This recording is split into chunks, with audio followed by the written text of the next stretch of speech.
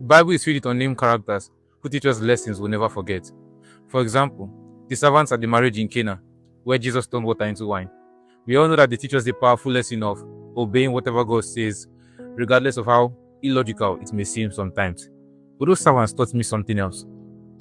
When Jesus told them to fill the 6 jars with water, the Bible said that they filled it to the brim. Now hear this. If they had just filled those 6 jars halfway, that's the exact amount of wine they would have had. If they had just filled 3 jars, that's the exact amount of wine they would have had. In other words, the water to wine miracle was one that depended on quantity, not on quality. Child of God, your level of obedience could determine the extent of God's response.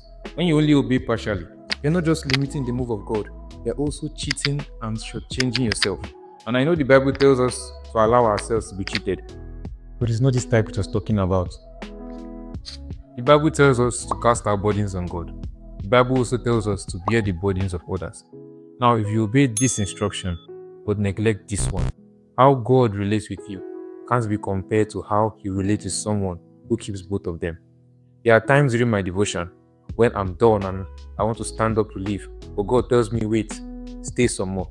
Usually, I don't know why, but every time I obediently give Him that extra time, He eventually reveals something to me, and by the time I stand up, I discover that there's no other way I would have gotten that word revelation from Him. And you know the funny thing, if I had left, that is, if I hadn't stayed some more, I wouldn't feel like I had lost out on anything. Thank God for what you have, but there is much more available to you, and you may never see them unless you choose to obey some more. Now, always remember, obedience comes in levels, and the level of your obedience could determine the quality of your walk with God. I'm Chibuzo, and until Christ is formed in you. Bye.